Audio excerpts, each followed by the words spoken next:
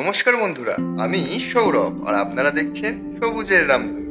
আজকে চলে এসেছি একটা সহজ ফুল নিয়ে, যার নাম হচ্ছে গুমফেন্না, এবং একে আমরা বাংলায় বোতাম ফুল নামে চিনে থাকি। তো চলুন কথা না বাড়িয়ে শুরু করা যাক। গোমফেনা গ্লোবেসা সাধারণত গ্লোব অ্যামারান্থ নামেই পরিচিত, এবং এটি একটি অ্যামারান্থেসি পরিবারের অন্তর্গত ভোজ্য উদ্ভিদ। সমগ্র পৃথিবী জুড়ে যার প্রায় 139টির মতো প্রজাতি দেখতে পাওয়া যায়। এই ফুলটিকে সংস্কৃত ভাষায় অনেকে রক্তমল্লিকা নামেও চিনে থাকে, তবে আমরা সাধারণতভাবে বাংলায় একে আমরা বোতাম ফুল হিসাবেই চিনে থাকি। আবার অনেকে একে গ্লোব অমরনাথ নামেও চিনে থাকে, যেহেতু অমরনাথের পাহাড়ি ঢালে এই ফুলগুলি ফুটে থাকতে দেখা যায় প্রচুর পরিমাণে।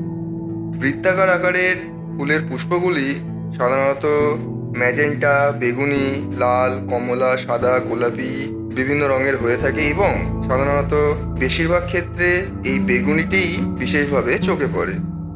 এই গোমফেনা গ্লোবেসা পানামা এবং গুয়াতামেলা সহ মধ্য আমেরিকার স্থানীয় ফুল, অর্থাৎ এদের আদি বাসস্থান হচ্ছে মধ্য আমেরিকা। তবে এখন কিন্তু এটি বিশ্বব্যাপী চাষ হয়, কারণ এই গাছের পরিচর্যা কিন্তু একদমই সোজা। গ্রীষ্মমণ্ডলীয় বার্ষিক উদ্ভিদ হিসাবে গোমফ্রেনা গ্লোবেসা বা বোতাম ফুল গ্রীষ্ম এবং শরতের শুরুর দিকে অবিরাম ফুল ফুটতে থাকে, এবং এই গাছের তাপ সহনশীলতাও খুব বেশি, তাই পূর্ণ রোদে নিয়মিত আর্দ্রতায় সবচেয়ে ভালো বৃদ্ধি পায়। তবে আমাদের এই ভারতীয় আবহাওয়া অনুযায়ী এটি গরম থেকে টানা শরতের শুরু পর্যন্ত আমরা এই গাছ থেকে কন্টিনিউ ফুল পেতে পারি, এবং এই গাছের কিন্তু নানা রকম ব্যবহারও রয়েছে। অর্থাৎ এই গাছগুলি যেহেতু বিটা সয়ানিন সমৃদ্ধ, যা খাদ্য শিল্প, প্রসাধনী এবং গবাদি পশুর খাদ্যে সংযোজন এবং পরিপূরক হিসাবেও ব্যবহৃত হয়, এবং তাছাড়াও এই ফুল বিভিন্ন দেশে বিভিন্ন রকম সরঞ্জাম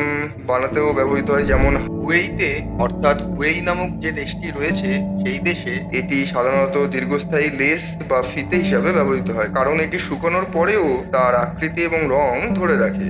আবার নেপালে ফুলটি সাধারণত মাখামালি নামে পরিচিত, এবং তিহার উৎসবের শেষের দিনে ভাই টিকার সময় এটির একটি মালা তৈরি করে তারা তাদের বোন ভাইদের গলায় পরিয়ে দেয় সুরক্ষার জন্য। তো বুঝতেই পারছেন এই গাছের বিভিন্ন রকম ব্যবহার রয়েছে। আর 1855 সালে জাং বাহাদুর রানা কর্তৃক ব্রিটেনে পাঠানো উপহারের মধ্যে এই ফুলটিও কিন্তু অন্তর্ভুক্ত ছিল।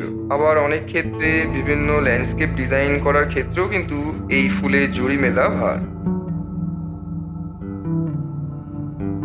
তা এই গাছের চাষ কিভাবে করবেন?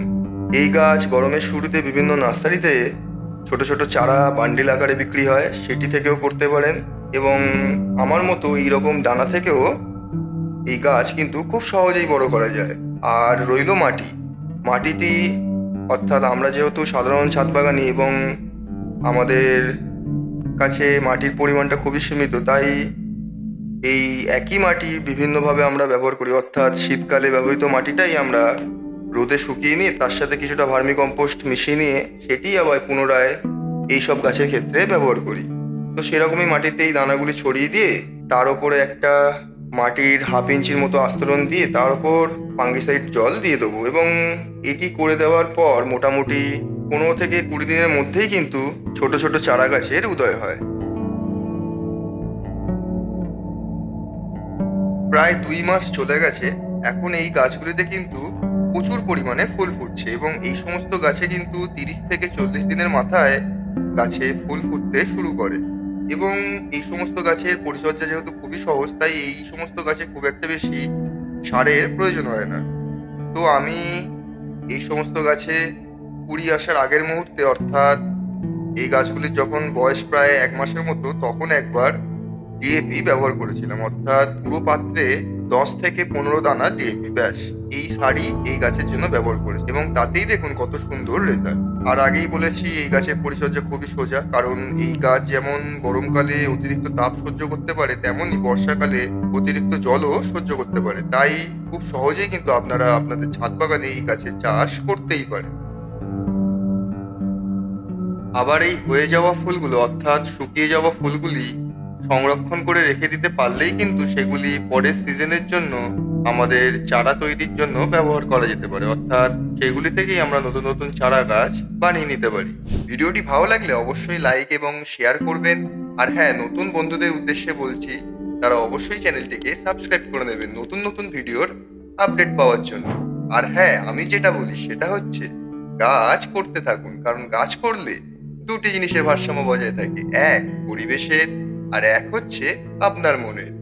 তাই সুস্থ থাকুন, ভালো থাকুন এবং সবুজকে সবার মাঝে ছড়িয়ে দিন।